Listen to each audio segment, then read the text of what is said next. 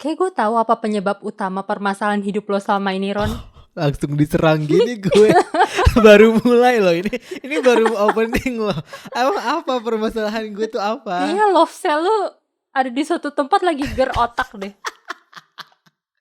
Tapi lucunya sebelum gue mulai nonton Yumi Cell ini, pertama kalinya dalam hidup gue untuk pertama kalinya dalam hidup gue berdoa, ya Allah tolong berikan aku pasangan. Kayaknya karena gue tahu deh lo bakalan menyinggung soal love cell ini. Jadi kayak kenapa tiba-tiba gue berdoa seperti ini? Mungkin Allah juga bingung kali ya sama doa gue. Loh, ada angin apa nih bocah gitu. Lo udah punya firasat ya gue bakal nyentil.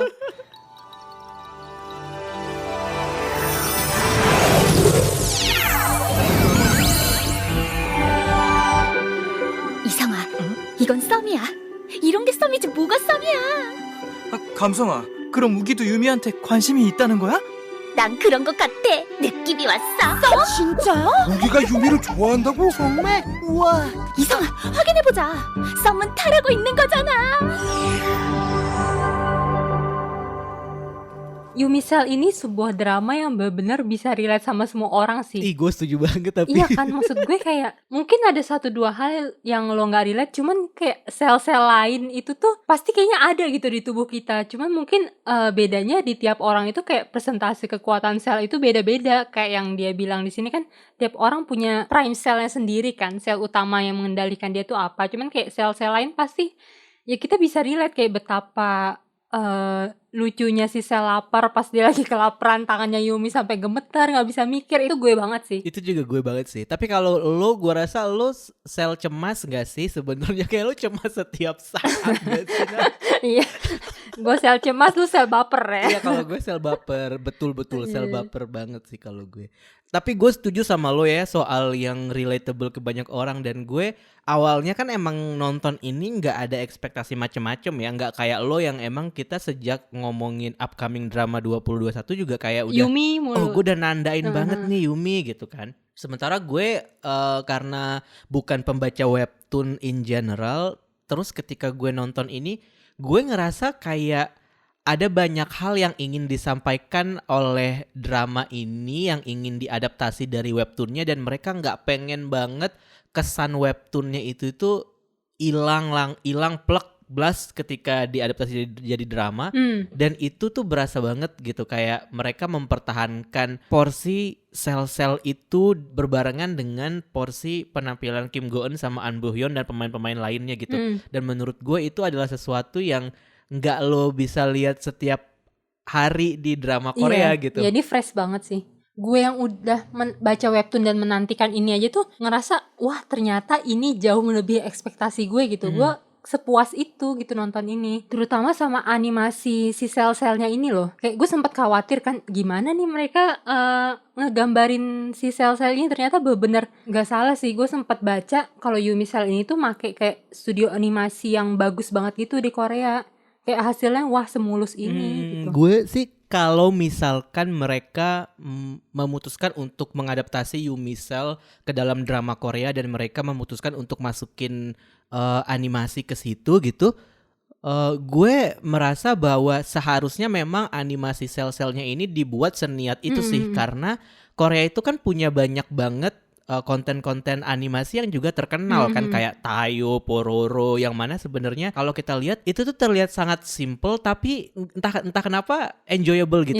Sama kayak penampilan si sel-sel ini gitu. Pas nonton ini juga gue ngerasa sebenarnya ada kekhawatiran yang muncul ketika gue mulai nonton ini, kayak apakah animasinya akan enjoyable itu ataukah bakal semulus dan sesmooth itu. Gue ada keraguan itu awalnya karena kayak gimana ya, maksudnya ini drama Korea tapi yang jadi utamanya itu sebenarnya bukan si Yuminya ini. Sebenarnya kalau menurut gue yang jadi utamanya ini adalah bagaimana bagian dalamnya kan, si sel-sel ini kan sebenarnya yang jadi sajian utamanya.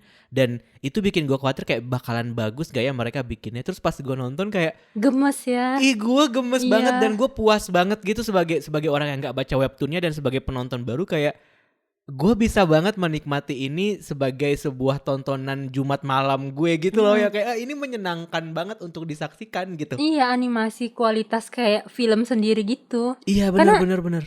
iya emang sih maksud gue bukannya merendahkan atau apa, cuman andai kata nih ya, misalkan cerita Yumi ini dibuat sama sekali nggak ada unsur sel-sel di otaknya itu kayak ya udah jadi romcom biasa nggak sih? Iya, gue merasa malah jadinya bakal kayak Nevertheless gitu tuh gak sih lo, kayak maksudnya adegan di episode 4 yang waktu Yumi sama Wung di apartemen Penuh yang hasrat. waktu iya kan yang ketika sel nafsu muncul itu lucu banget, bahkan Iya. si sel nafsu itu lucu banget gitu menurut gue. Dan gue mikir kayak drama ini kan dimulai dengan narasi dari si selnya kan sebenarnya, dan mereka memperkenalkan Yumi. mereka memperkenalkan Yumi dan mewakili monolognya Yumi kan. Kalau di Nevertheless kan yang monolog Jeon sama Nabi tuh. Kalau di sini sel-selnya kan sebenarnya. Terus gue merasa kalau mereka nggak ditampilin ini persis kayak Nevertheless, udah kayak wah Ugi ganteng banget tapi bener nggak ya dia suka sama gue, kan itu kan sebenarnya kecamuk perasaannya Yumi kan sebenarnya yang muncul itu. Dan ya itu kalau si sel-sel ini nggak dimunculin, ini beneran kayak romcom lain atau malah beneran kayak Nevertheless versi kocak gitu. Tapi pas mereka ngenalin soal prime cell, lu dengar geluduk? Iya. 비켜. 왜 그래? 사랑아, 너 언제 깨어난 거야? 우리가 얼마나 기다렸는데. Tapi jujur sih waktu mereka lagi ngenalin prime cell atau sel utama tiap orang itu, gue langsung keinget Park Jeon sama Yunabi tuh gak sih? Iya Kayak gue langsung kan? membayangkan sel utamanya si Jeon itu sel syahwatnya, terus Nabi itu sel bodoh gitu. Wah, bener. First impression gue pas nonton ini, gue nggak ada ekspektasi dan gue juga nontonnya itu dalam kondisi yang mentalnya lagi nggak stabil Iya, gitu. gue tahu mental lagi nggak stabil terus. Iya kan, mental gue lagi nggak stabil banget gitu ketika gue nonton ini. Tapi setelah gue selesai nonton 2 episode tuh kayak, ih kok nagih ya, kayak gue pengen nonton deh episode selanjutnya gitu. Gue tuh nggak pernah merasa Kim Go Eun itu tuh adalah seorang aktris yang bakal bisa gue suka gitu. Oh gitu. Gue nggak suka penampilan dia di The King, gue nggak suka penampilan dia di Goblin karena menurut gue biasa aja udah gitu, kayak ya udah gitu.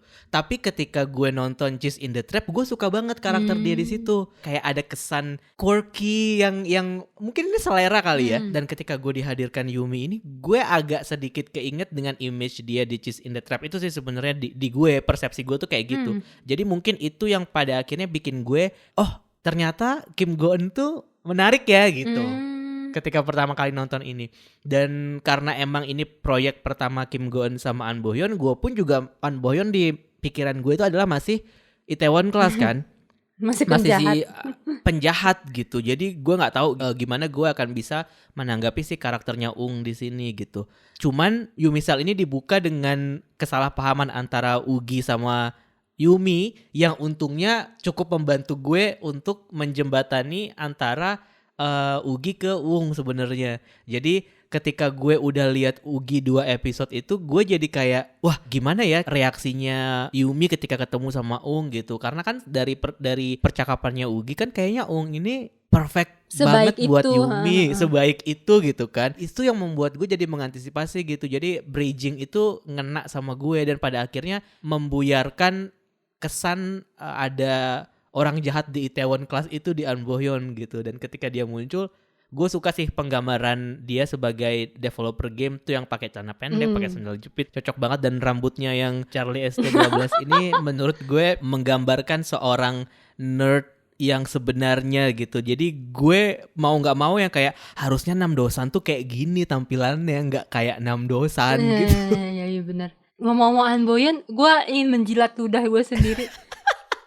Kayak waktu sebelumnya gue akui gue agak meragukan, kayak gue nggak kebayang gitu. Karena kayak tadi yang lo bilang, An Bo Hyun yang kita kenal itu kan di 2 drama yang kita review sebelumnya berturut-turut jadi orang jahat kan. Nah, gue nggak kebayang nih sama sekali kalau misalkan An Bo Hyun jadi orang nerd yang gondrong dan berjenggot kayak gini. Soalnya kan waktu itu pas kita lagi ngomongin soal Yumi, sama sekali belum ada teaser foto atau trailer apapun kan soal si Yumi ini. Jadi gue kayak susah gitu ngebayanginnya Boyun jadi kayak si Wong ini gimana gitu. Cuma begitu dia muncul dengan kesan pertemuan pertama yang sangat awkward dan lucu itu gue kayak wah gila sih keren. Iya, dan gue rasa adegan itu dibuat menjadi lebih appealing buat penonton. Gue rasa sih sebenarnya karena sel-selnya itu juga sih. Kita diajak mengenal karakter masing-masing karakter utama di Yumi Cell ini lewat sel-selnya dia kan.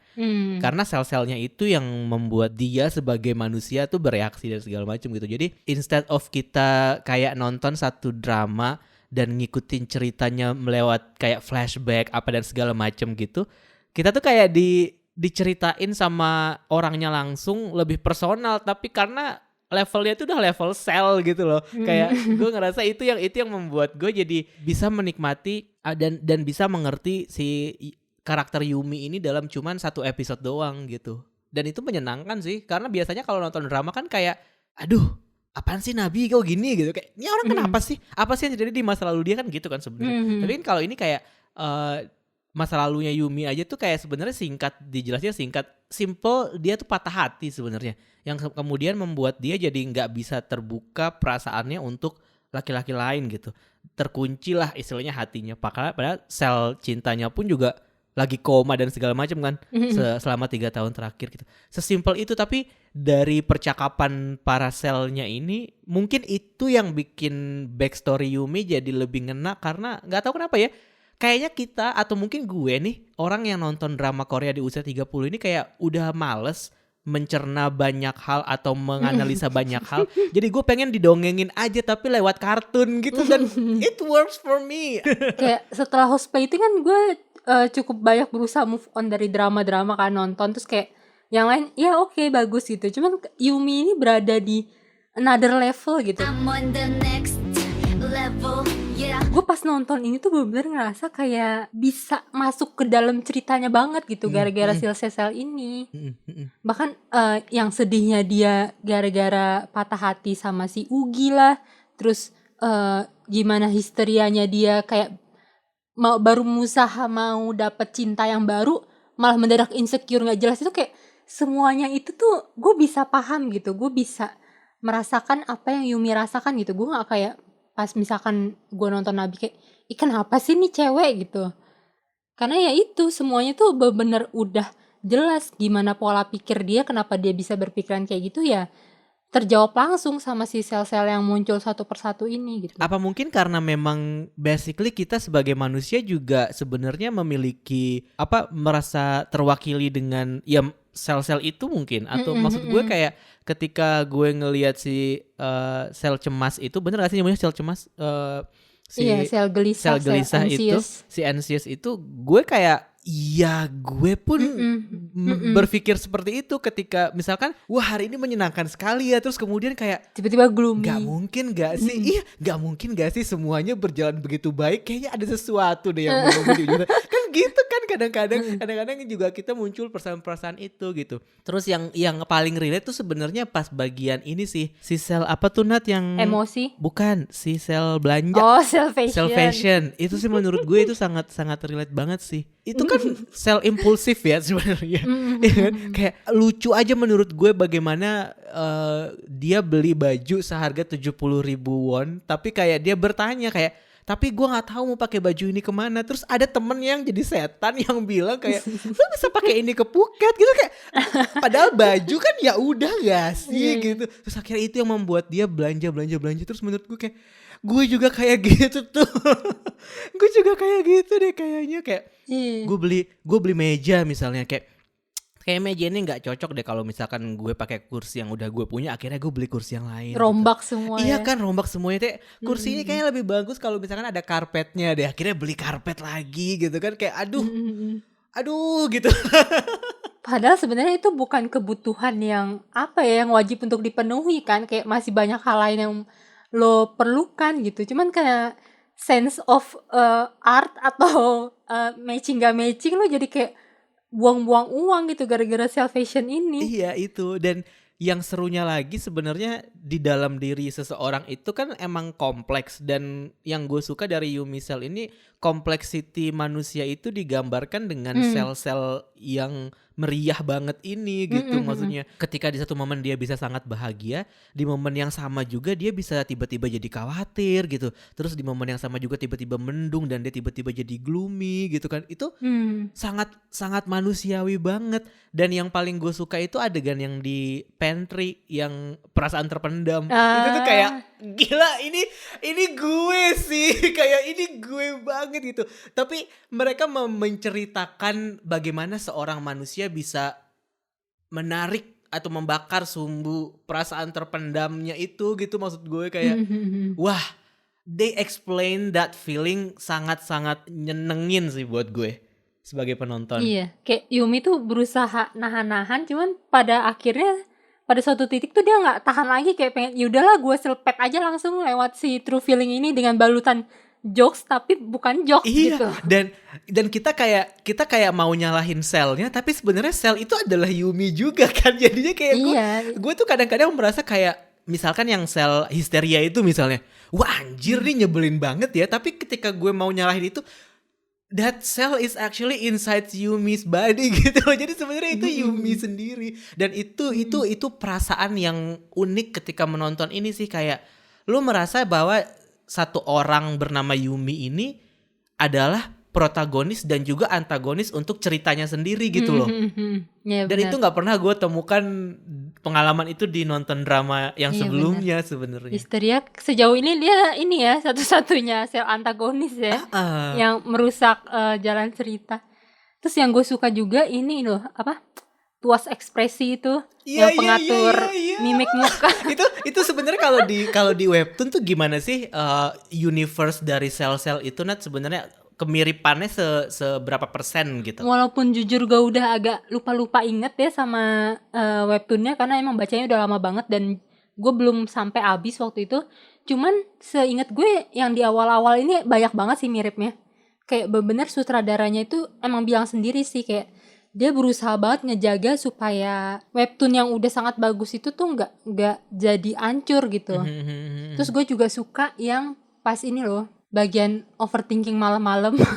Di situ dilihatin pas malam sebelum tidur kan biasanya kita suka tiba-tiba ada aja kepikiran kan. Ternyata itu perbuatannya si sel emosi yang tiba-tiba dia galau di bawah rembulan. Iya bener. Belum lagi sel lapar yang tiba-tiba gue banget sih, kayak gue ngerasa yaudah nih udah mau tidur gitu kan, tapi begitu setiap gue habis gosok gigi kayak tiba-tiba loh kok gue lapar gitu. Kayak nyebelin banget sih sel-sel ini.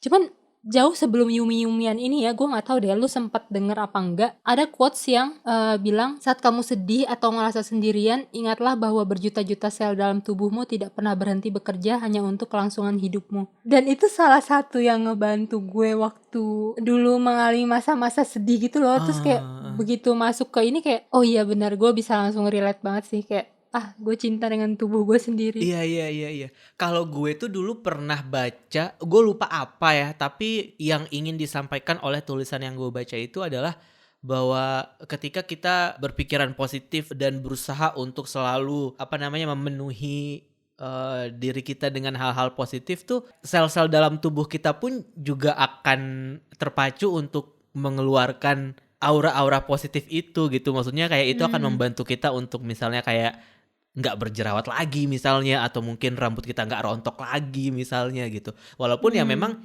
sebenarnya PR terbesar menurut gue sebagai manusia adalah taking care of ourselves kan. Lebih gampang buat seseorang untuk ngurusin orang lain atau memperhatikan orang lain dibandingkan dengan memperhatikan diri mereka sendiri gitu.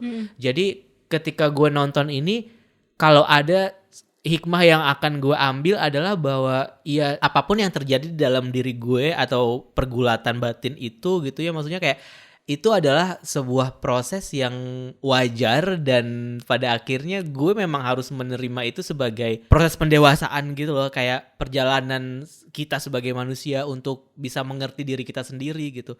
Kayak gue ngerasa 4 episode pertama ini gue dibuat sangat mengerti sekali sosok Yumi gitu.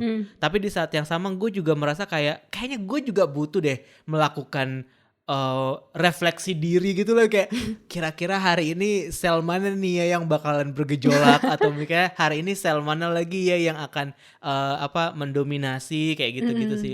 Lebih ke kayak itu sih, taking care of ourselves aja sih, lebih mengerti apa yang lo butuhkan dan apa yang lo nggak suka gitu. Iya, dan gue juga sempat baca ada yang bilang di Twitter kayak dia tuh setelah nonton Yumi yang tadi yang ngerasa kesepian jadi kayak ngerasa oh iya ya gue nggak sendirian gitu. Ternyata banyak sel-sel aneh di dalam tubuh gue. Sel-sel aneh. Nauzubillahi min dzalik. 자장자장 세포야, 이때야. 유미를 빨리 채워.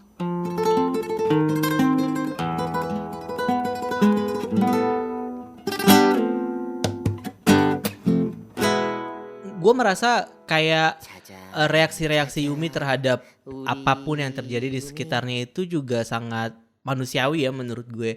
Adegan waktu yang dia di akhir episode 3 yang waktu Ung datang buat ngasih payung kan dia kan sempat bilang kan kayak ya emangnya kenapa sih kalau gue sendiri, kan selama ini juga gue sendiri dan gue baik-baik aja dan gue nyaman, kenapa sekarang semua orang jadi mikirin banget sih gue sendiri. Itu tuh best moment menurut gue sejauh ini dan itu gue banget beneran. Gue langsung ingat lo juga. Itu gue banget kayak iya emang kenapa kalau sendiri tuh emang kenapa, kan tau juga gue nyaman-nyaman aja sendiri gitu ya. Kayak di situ Yumi beneran se-relatable itu buat gue sih, dan sejak itu gue merasa kayak ini drama bagus, gue suka drama ini, dan terima kasih banget atas porsi animasinya menurut gue yang membuat drama ini jadi semakin menyenangkan sih sebenarnya. Iya, part itu juga apa ya, gue juga ngerasa kayak iya oke, sendiri tuh nggak apa-apa, nggak ada masalah, cuman nggak bisa dipungkiri juga ada saat momen-momen tuh kita ngerasa mungkin kita sebenarnya butuh seseorang, cuman kita tuh denial Iya gitu. iya, kayak tadi gue bilang kan baru pertama kalinya gue berdoa ya Allah berikanlah hamba. Iya, dan begitu ada yang ngebaikin dikit tuh kayak dunia Yumi tuh langsung bergoncang gitu. Bergoncang banget sih, cuman gue nggak expect Ugi akan dibawa ke situ sebenarnya arahnya. Kayak tadinya gue pikir dia cuman kayak mau ngedeketin tapi modusnya itu bukan ngenalin cowok lain gitu. Ugi sialan sih. Iya, Ugi Nyebelin. sialan banget beneran Nggak kayak. gitu caranya, nggak bikin orang salah paham gitu. Sumpah dia. Iya, bener-bener. Tapi kalau lo pikir-pikir ya, kalau lo menempatkan diri lo di konteks kehidupan nyata nih, kayak misalkan gue kan gampang banget terseret arus pesona orang lain ya. Jadi ketika momen Ugi sama Yumi itu anjing, Ugi nyebelin banget lu gitu. Karena jujur gue kalau ada di posisi Yumi Pasti salah paham juga kan. iya bener, salah satu buku juga akan salah paham gitu. Dan gue gak tahu kenapa tapi itu kayak pernah deh terjadi sama gue gitu.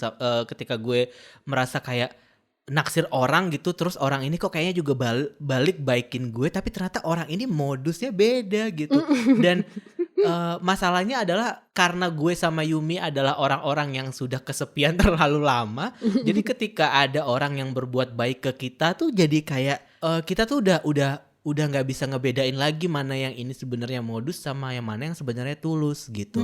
Yang bikin gue kesel sama Ugi adalah setelah dia ngenalin Yumi sama Ung, dia pergi ke Amerika. Udah itu aja, kayak lu nggak bertanggung jawab banget, mau tolong, lu udah ngerusak kehidupan orang, ngapain lu pergi? Udah gitu kayak gue menghargai kejujuran Ugi soal pilihan hidup dia tentang orientasi seksual dia dan kejujuran dia ke Yumi di meja kafe itu gitu. Tapi di sisi Yumi tuh terlalu banyak hal yang dia tanggung dalam satu hari gitu loh, yang kayak wah dia baru tahu cowok yang dia taksir gak suka sama dia juga baru tahu cowok yang dia taksir ternyata gay gitu. Tuh kayak astagfirullah ya Allah, hamba tidak sanggup. Iya, baru kayak lagi tinggi-tinggian nih harapan, terus kayak bener langsung ditampar, diinjek-injek, dirobek gitu hatinya. Gue nggak tahu ya, gue nggak pernah ada pengalaman seperti Yumi itu, cuman gue berusaha gitu kayak gimana ya rasanya ya, maksud gue orang yang kita sukanya tuh ternyata sama lawan jenis kita gitu. Maksud gue ya kita kan nggak bisa tiba-tiba ganti jenis kelamin kan. Kayak di sisi lain mungkin gue ada perasaan bisa menghibur diri loh, kayak oh iya dia nggak suka sama gue, ya mungkin bukan karena gue kurang apa-apa, cuman ya emang nggak bisa aja gitu. Mungkin kalau misalkan dia sukanya sama cewek, dia pasti bakal naksir gue. Maksud gue penghiburan kayak gitu loh. Terus kayak toh si Ruby centil itu juga gak akan bisa dapetin dia kayak gitu loh. Cuman pas mikir lagi sakit sih tetep sih, walaupun sakitnya beda. yang namanya nggak bisa memiliki kan, apalagi lo udah berharap jauh gara-gara mimpi tidak senonoh yang bikin baper itu. Terus tahu-tahu si Ugi dengan tidak pekanya ngajakin Yumi blind date sama temennya tuh kayak, wah, adegan nangis di toilet tuh puncak banget Dan sih. gue suka banget toiletnya tulisannya jangan ditahan. Terus tuh kayak, Iya, wah, this is iya. so cool. Iya bener.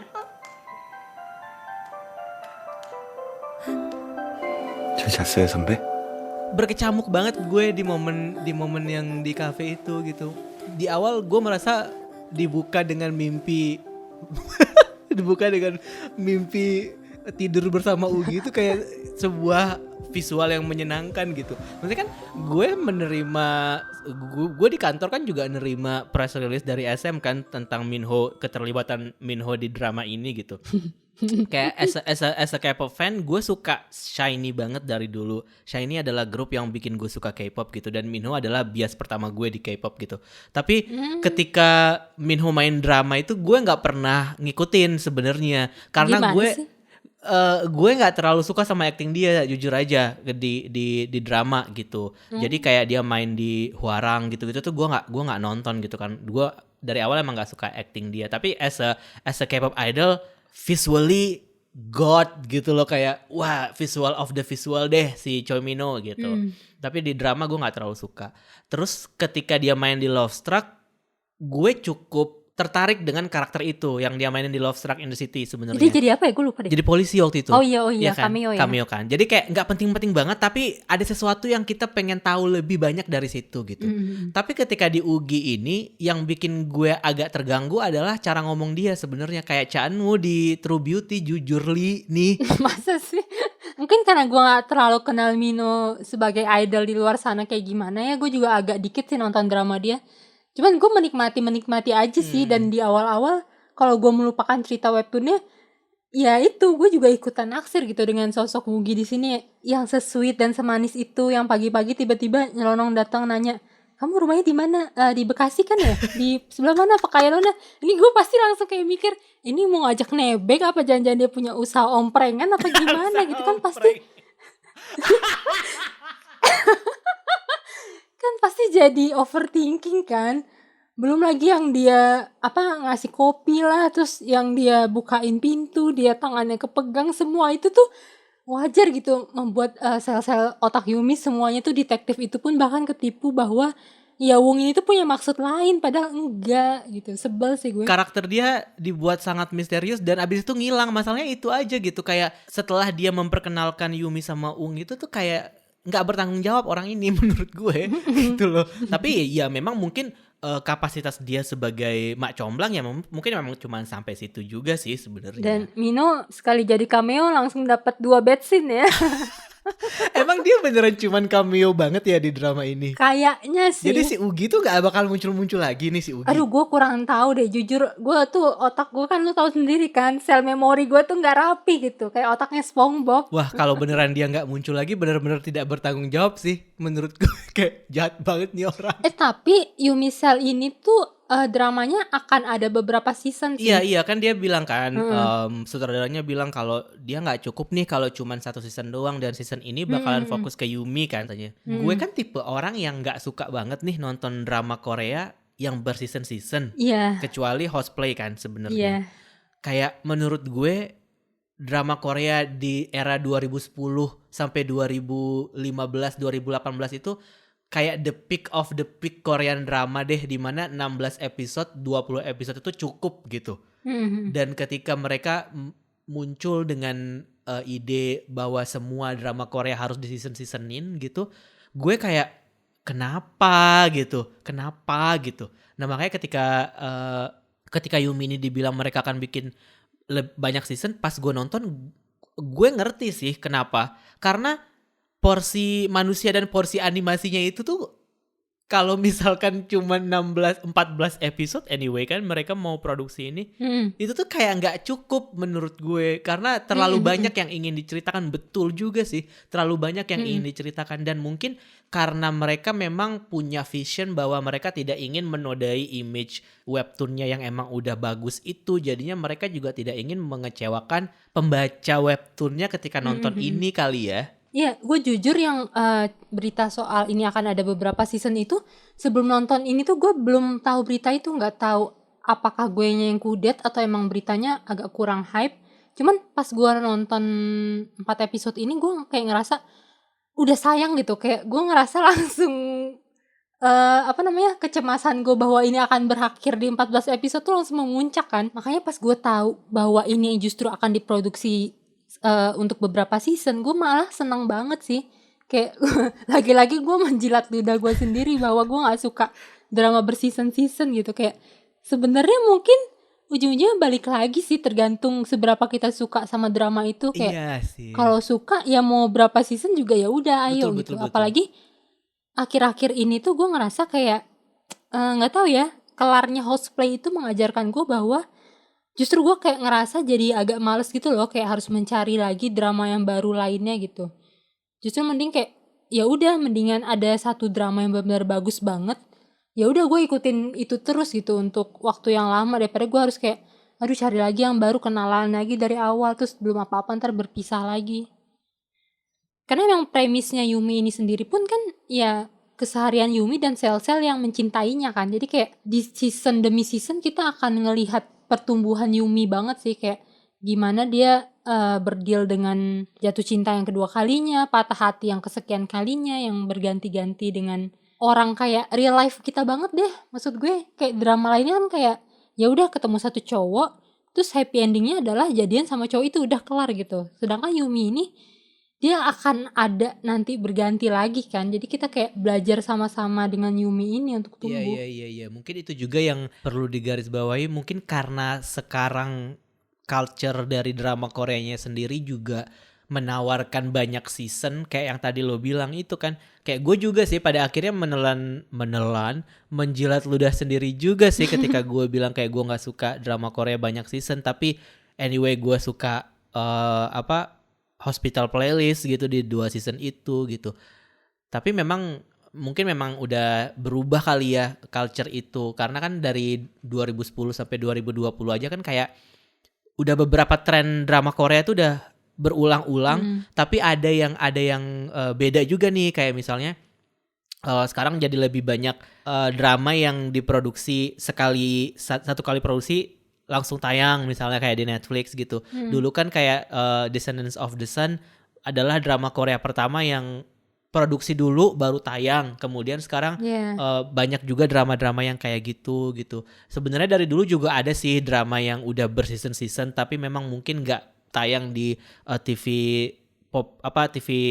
terestrial kayak KBS, MBC, SBS, jadi mungkin nggak terlalu populer atau gimana gitu ya. Gue juga mungkin correct me if I'm wrong, tapi selama 1 dekade terakhir memang drama-drama yang terkenal dan populer adalah drama-drama yang 1 season cukup gitu. Kayak Goblin, terus juga kayak misalnya Descendants of the Sun, atau misalnya kayak The Hairs gitu. Ya udah gitu. Kayak mau memperpanjang apa lagi Chan Sang sama Kim Tan gitu kan, kayak ya udah cukup gitu. Tapi ya mungkin sekarang karena emang trennya juga udah berbeda, dan kita sebagai penonton lama yang pada akhirnya harus menyesuaikan diri kan sama tren yang ada sekarang gitu. Karena dengan banyak season ini mungkin lebih attract ke penonton-penonton baru mungkin. Tapi kalau untuk Yumi sendiri sebenarnya gue ya pada akhirnya mau gak mau, karena gue udah menikmati banget gitu 4 episode pertama ini, kemungkinan gue akan ngikutin sih mereka akan muncul dengan season selanjutnya atau enggak. Karena treatment per episodenya pun juga dengan dibagi kayak segmen seperti webtoon gitu juga menurut gue jadi bikin kita sebagai penonton ada jeda gitu. Oh tahu sekarang lagi mau fokus ke jenggot gitu. Oh sekarang lagi mau fokus ke nafsu gitu. Jadi kayak ada jeda yang bikin kita pun sebagai penonton juga mudah untuk mengikuti tadi sampai mana ya, ini sedang dalam fase apa ya gitu. Iya benar, gue juga nonton Yumi ini kayak loh tahu-tahu udah habis aja gitu. Kayak gue langsung Exactly, mana yes. nih tombol nextnya mana? Gue baru pertama Gak kali berasa. loh nonton drama Korea untuk ngedrakor, kayak kok nggak berasa udah habis gitu. Sesuka-sukanya gue sama Hospital Playlist, gue menunggu kapan nih habisnya, panjang banget soalnya gitu kan. Iya ya. Tapi ini kayak tiba-tiba udah habis aja gitu. Seneng deh gue, kayak banyak pengalaman baru dan hal-hal baru yang gue temukan dari menonton 4 episode Yumi Cell ini. Cuman kenapa ya? Kok kayaknya kesannya agak kurang booming ya Yumi ini ya? Masa sih? Maksud gue mungkin ketutup sama hometown Caca-Caca atau apa gitu. Maksud gue kayaknya gue belum pernah lihat pas dia ini tayang terus trending deh. Kemarin sempat trending Nat, waktu di episode 1 episode 2 itu trending. Oh ya, di sempet. Google juga trending. Cukup rame yang membahas ini. Tapi karena emang belakangan gue nggak aktif di Twitter dan gue nggak pernah ngaktifin trending Indonesia di Twitter, jadi gue nggak tahu apakah di Twitter trending atau enggak. Tapi kalaupun misalkan nggak trending ataupun misalkan hype-nya kurang, gue rasa setelah mendengarkan podcast ini berasa podcast ini podcast Mas ya, semua orang dengerin gitu. Berasa berimpact banget gitu ya buat hidup Berasa masyarakat. berimpact banget.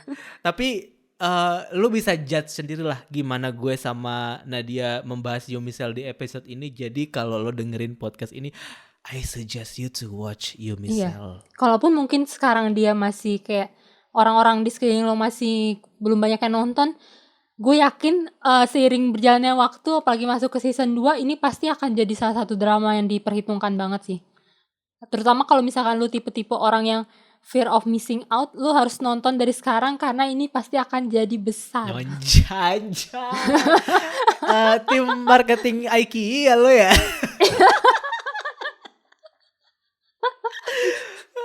Dibayar berapa lu sama IKEA? IKEA anjir. Tapi ini sesuatu yang buat gue secara personal ini adalah pengalaman nonton drama Korea yang beda sih buat gue, karena sebelumnya nggak pernah nih gue nonton drama Korea yang berasa nonton kartun gitu, kayak berasa nonton kartun tapi orang dewasa gitu. Kayak itu pengalaman pertama sih. Yang kedua adalah kayak gue ketika nonton ini tuh kayak ngejudge Yumi banget, tapi lebih ke ngejudge Cell-nya sebenarnya. Cuman ketika akhirnya gue sadar, loh ini kan Yumi juga sebenarnya. Dari situ gue juga baru menyadari bahwa ya kehidupan seseorang tuh bisa se-complicated itu perasaannya gitu. Dan mungkin dengan nonton ini juga lo bisa lebih mengerti kenapa kadang-kadang perasaan lo jadi terombang-ambing sih ya. Pelin-pelan. Pelin-pelan. Iya. Ya sih gue. Terus berdebat sendiri di otak lo. Iya kan, berdebatnya tuh kayak ini tuh ibarat nonton sinetron Indonesia tapi versi dibuat dengan lebih 100 kali lebih bagus. Karena drama Korea kan nggak pernah ada yang terlalu banyak-banyak monolog-monolog ya, kayak ngomong sendiri, ngomong dalam hati gitu. Kecuali Ini kan- Yunabi. Iya, kecuali Nabi. Tapi yang ini tuh kayak ngomong dalam hati terus tuh, kayak cuman seru aja karena yang ngomong sudut pandangnya tuh beda-beda gitu, kayak sel-selnya itu punya personality sendiri-sendiri sesuai dengan kegunaan mereka di tubuhnya Yumi gitu. Iya, iya. Ada gak sih selama 4 episode ini yang menurut lo best moment banget? Best momennya tadi yang kayak gue bilang, yang waktu perasaan terpendam, yang waktu dia mulai keluar kayak dia nge-confront Ruby, itu yang pertama. Yang kedua waktu itu tadi yang pas sama Ugi di restoran. Yang ketiga waktu adegan Yumi bilang kayak emangnya kenapa kalau sendiri, itu sih gue itu ngena banget. Yang keempat mungkin adegan nafsu ya. Oh iya, itu kocak banget sih. Itu selain kocak, itu sangat, gue nggak tahu sih, relatable buat gue. Kayak gue pernah ada di posisi yang sama, kayak lo tahu deh kayaknya kalau nih orang juga mau deh, tapi lo juga nahan-nahan karena kayak lu harus mempertimbangkan banyak hal gitu. Gimana kalau dia ternyata sebenarnya nggak itu maksud dia gitu kan, kayak gitu. Tapi ujung-ujungnya ya akhirnya jadi juga kan di tengah malam di depan kos-kosan. Cipik-cipik di kegelapan ya. Kalau lo apa adegan lo favorit lo? Iya sih, salah satunya yang si Lusaurus itu, kayak kita notice sel yang bentuknya kayak sel biasa itu aja, satu orang kampung di desa Yumi tuh kesulitan kan untuk menahan dia kan. Terus taunya yang versi Wong tuh jauh lebih ganas lagi. Lasaurus gitu, kayak wah gila sih. Ngeri banget itu. Terus yang waktu Wong jadi beruang, Iya, oh iya Yang itu kayak- lucu banget. Itu lucu banget. Gue sama sekali nggak nyangka kalau mereka akan menjadikan itu beneran beruang juga gitu. Kayak Wong dalam mode defense pura-pura bodoh saat dikasih clue itu kayak lucu banget sih. Bahkan saat beruangnya hilang pun dia masih dipakai ini kan kuping beruang kan, menandakan dia masih aktif pada mode dumb kayak gitu. Iya, Terus iya, yang itu waktu lucu banget. Terus, ini ada katak penyusup di hatinya iya Yumi. iya. Itu lucu banget. Oh my god, iya banget kayak walaupun gue pas nonton adegan mereka ke festival kodok, gue kayak kenapa festival ini harus ada di dunia sih sebenarnya. Iya, iya, Gue kan iya. gak suka banget sama kodok ya. Kenapa sih ada festival kodok segala macam gitu. Tapi ketika Ternyata ketika dia kodok itu datang kayak menyelamatkan semua orang dari kebanjiran gitu tuh kayak ya Allah lucu sekali. gemes banget ya sumpah. Dan gue yang bikin gue pertanya-tanya adalah sebenarnya adegan ketika Selwung masuk ke kampung selnya Yumi itu tuh sebenarnya apakah itu adalah gambaran yang terlepas dari cerita? Maksud gue apakah itu hanya sebuah metafor aja atau sebenarnya itu beneran terjadi sih? Karena kan kayak gimana bisa sel orang masuk ke sel orang lain gitu maksud gue. Kecuali mereka sudah berhubungan intim gitu maksudnya. Tapi ini kan kayak Yumi sama Ung kan belum ada physical touch sampai ending episode 4 kan. Tapi Belum bertukar iya enzim belum ketialin. bertukar air liur kan. Tapi selnya udah masuk bahkan sebelum itu gitu. Nah gue sempat mempertanyakan itu sih. Apakah ini adalah sebuah metafor bahwa sebenarnya oh iya Ung sudah masuk ke dalam apa relung hati Yumi gitu, mengetuk sisi-sisi yang tertutup pada hati Yumi gitu atau gimana. Itu kalau lo sendiri gimana ngelihat? Itu yang kayak ini loh, Wong kan juga yang pas mereka habis pulang yang date pertama itu, pas dia lagi bengong sendirian depan komputer, dia tiba-tiba desanya dijajah sama hologram Yumi yang besar Iya, itu iya, kan. Ada lari-lari di pikirannya kayak gitu sih menurut gue, kayak menggambarkan bahwa ya itu pada saat itu Yumi udah masuk ke otak dia dan katak itu adalah ya Wong berhasil masuk ke hati dia gitu. Ya berarti memang sebagai metafor aja berarti ya bahwa mereka berdua memang sudah ada memiliki ketertarikan satu sama lain gitu lah ya. Iya. Terus juga gue suka banget yang pas awal-awal kan si Wong itu pas di tempat ngopi itu kan dia ngasih jokes yang sangat-sangat jokes bapak-bapak gitu kan. Iya. Terus Yumi kan kayak apaan sih nih, sumpah yang sel emosinya tuh yang udah bener-bener yang pakai mode otomatis itu kan, yang iya pakai reaksi fake puppet itu kan reaksi fake. Iya. Terus tapi begitu Yumi akhirnya beneran suka sama Wong, itu langsung Yumi justru niruin jokes bapak-bapak itu tuh kayak wah iya sih ngegambarin banget kayak begitu kita suka sama seseorang ya seenggak banget apapun jokes dia, justru kita malah jadi beneran ketawain ya gak sih? Iya, aku bisa relate banget Kak sama Iya gue juga itu, bisa Kak. relate itu. Iya banget. Itu bener. Itu yang terjadi sama Songhwa sama Ikjun kan? Iya.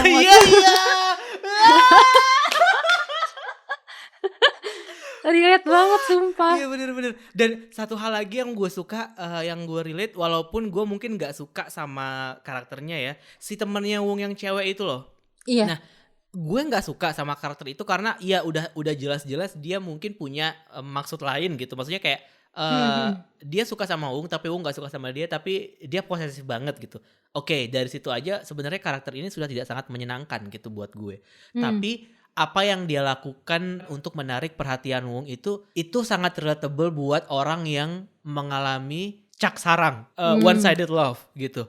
Jadi kayak lo berusaha sekeras apapun orang ini gak bakalan mau gitu. Terus ketika gue nonton itu gue justru kasihan sebenarnya sama dia. Kayak ketika Wong jadi beruang itu kan sebenarnya dia lagi pengen mancing banget kan untuk mencoba untuk biar Wong tuh tahu atau aware atau ingat lah kalau sebenarnya dia tuh suka sama Wong gitu. Tapi sebenarnya Wong tahu, cuman dia merasa kayak oh ini udah nggak sehat jadi tidak mungkin gue tanggapi gitu kan sebenarnya. Nah tapi ketika gue memposisikan diri gue sebagai teman yang cewek itu kayak anjir gue juga melakukan itu kali sering banget. gue juga melakukan itu yang kayak bagaimana dia berusaha untuk membuat Ung merasa bahwa enggak, Yumi itu nggak suka sama lo nggak bisa ngebaca situasi ya, lo nggak bisa memaknai pesan orang yang kayak gitu. Itu kan kayak usaha-usaha lo untuk menjatuhkan usaha orang yang lo taksir ini untuk bisa ketemu sama orang yang Orang dia suka orang lain yang dia suka gitu kan. Itu gue melakukan itu. Ya Allah, maafkan gue. Itu gue melakukan itu pada masanya gitu, kayak wah. Dan as a human, menurut gue ada kok orang-orang yang kayak gitu. Tuh pada akhirnya kita dikasih lihat juga kan papan buletin di hatinya si cewek itu kan, bahwa semua apa yang di situ tuh adalah prinsip dia, dan dia bilang kayak gue nggak mau nikah kecuali kalau itu sama Ung gitu. Iya. Jadi gimana kita pada akhirnya bisa mengerti dan bisa menilai bahwa semua perasaan orang tuh valid gitu loh. Kenapa dia bertindak seperti itu menanggapi pesan Yumi ke Ung dan segala macam, ya sebenarnya karena agenda pribadi dia aja, dan itu tidak bisa disalahkan menurut gue. Dan ini sebenarnya karena gue nggak mau disalahkan juga sih sama tindakan gue di masa lalu.